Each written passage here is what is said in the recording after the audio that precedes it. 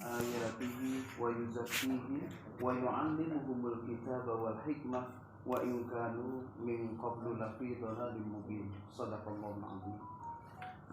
Seluruh unsur pimpinan PDM dan PDA yang saya hormati, alhamdulillahi binikmatihi tatimmus shalihat. Kita semua bersyukur kehadirat Allah Subhanahu wa taala diberikan kesempatan untuk berkumpul, tentu dalam rangka membicarakan kebaikan-kebaikan, kemanfaatan-kemanfaatan. Tausiah singkat saya kisahkan saja sebuah kisah yang mungkin bisa kita ambil ibrahnya. Ketika Imam Syafi'i, beliau pernah berkunjung ke rumahnya Imam Ahmad. Ketika Imam Syafi'i berkunjung ke rumahnya Imam Ahmad, tentu karena ulama besar dan jadi gurunya Imam Ahmad, anaknya Imam Ahmad menjadi anak atau orang yang paling tertarik dengan kedatangan seorang ulama besar di rumahnya. Tapi ketika beliau berkunjung ke rumahnya, justru menimbulkan pertanyaan di hati anaknya Imam Ahmad ketika beberapa hari berkunjung ke rumah beliau. Satu, ketika saatnya makan, diperhatikan betul sama anaknya Imam Ahmad. Ternyata selesai makan dikomentari, Imam Syafi'i ini ternyata makannya banyak. Ini jauh dari kebiasaan para ulama. Ulama besar kok makannya banyak. Nampaknya dikomentari, anaknya Imam Ahmad kurang berkenan. Malam harinya ketika saatnya Qiyamul Lail, itu pun ditunggu-tunggu oleh anaknya Imam Ahmad. Kapan Imam Syafi'i bangun lalu kemudian menunaikan sholat malam. Nampaknya ketika malam ditunggu-tunggu sampai pagi tidak keluar kamar untuk ambil air wudhu. Beliau semakin kecewa. Katanya guru ayahanda, katanya ulama besar, ternyata malam-malam tidak qiyamul lail. Semakin kecewa. Besoknya ketika subuh datang, ternyata ini yang lebih mengherankan lagi. Subuh datang, Imam Syafi'i langsung ikut sholat berjamaah tanpa berwudu lagi. Tidak tahan anaknya Imam Ahmad untuk bertanya, wahai ayahanda, katanya beliau ulama besar, tapi kok tingkahnya tidak menunjukkan sosok seorang ulama. Satu, saya perhatikan makannya banyak. Yang kedua, beliau tidak bangun malam. Lalu yang ketiga, subuh tadi saya perhatikan beliau tidak berwudu, langsung ikut sholat berjamaah. Imam Ahmad cuma senyum. Beliau cuma menanggapi, jangan suudzon dengan ulama, tanyakan langsung kepada beliau. Akhirnya karena penasaran betul-betul dipertanyakan. Di saat yang tepat beliau bertanya, wahai Imam Syafi'i, alhamdulillah kami senang dengan kunjunganmu ke rumah ini. Kalau engkau berkenan, saya punya beberapa pertanyaan yang tolong Syekh jawab. Yang pertama, saya perhatikan Imam Syafi'i makannya banyak. Ini keluar dari kebiasaan para ulama. Saya heran. Lalu yang kedua, semalam saya tunggu betul Imam Syafi'i jam berapa bangun malam. Nampaknya tidak keluar kamar untuk ambil air wudhu. Lalu yang ketiga, subuh tadi saya perhatikan engkau langsung ikut berjamaah dengan kami tanpa wudhu lagi. Imam Syafi'i cuma senyum. Sudah, cuma itu pertanyaanmu. Ya, cuma itu ya Syekh. Beliau jelaskan. Satu, kenapa saya makannya banyak di rumahnya Imam Ahmad? Coba kamu jawab. Ada tidak kira-kira rumah yang makanannya lebih halal daripada makanan yang ada di rumahnya Imam Ahmad di kota ini? Jangan bilang di desa ini, di kota ini.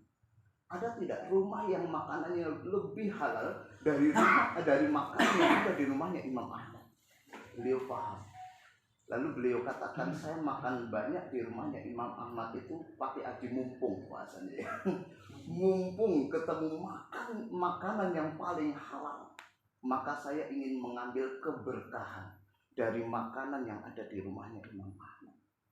Lalu yang kedua, kamu lihat saya tidak bangun malam semalam.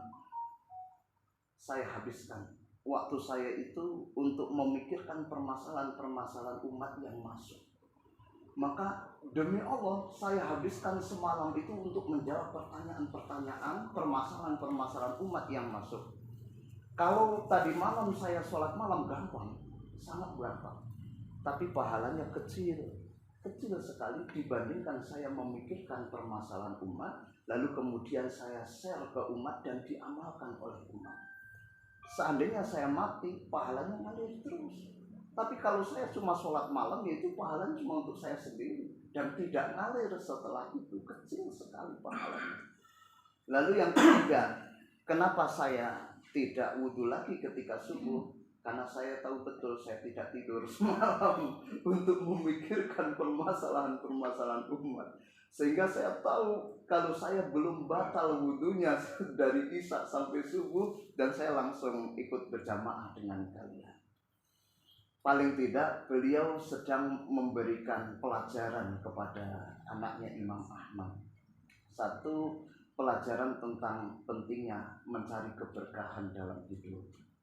Nah, ini tentu Bapak Ibu sudah lebih paham mungkin dari saya bagaimana mencari keberkahan hidup.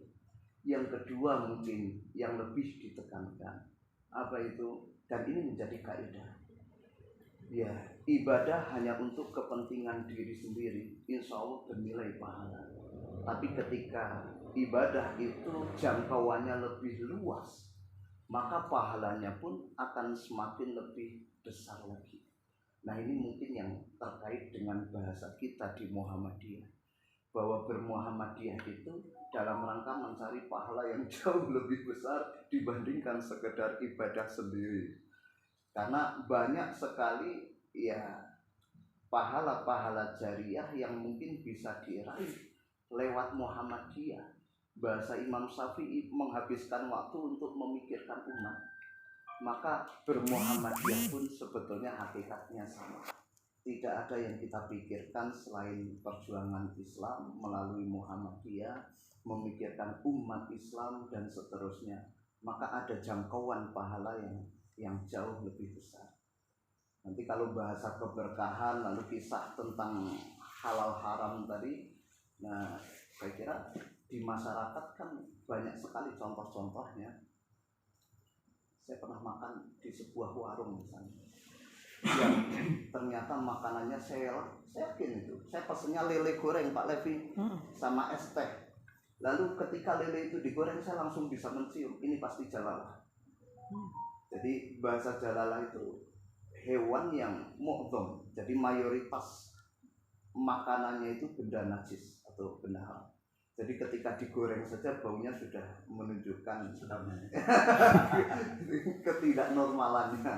Lalu ketika dihidangkan misalnya, lalu kita cium, ternyata betul sumber baunya dari sini. Bahasa keberkahan, mohon maaf, mayoritas masyarakat itu kan kurang hati-hati.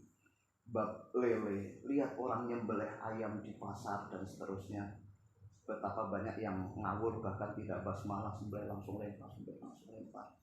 Maka Imam Syafi'i mengatakan, mana makanan yang lebih halal dibandingkan makanan yang ada di rumahnya Imam Ahmad? Itu sangat masuk akal itu. Karena masyarakat itu jarang yang hati-hati. Jadi dua hal saja, mudah-mudahan kita meraih keberkahan melalui perjuangan di Muhammadiyah. Yang kedua, kita juga meraih pahala yang lebih besar karena memikirkan umat yang banyak, bukan sekedar ibadah yang sifatnya fardhi masing-masing.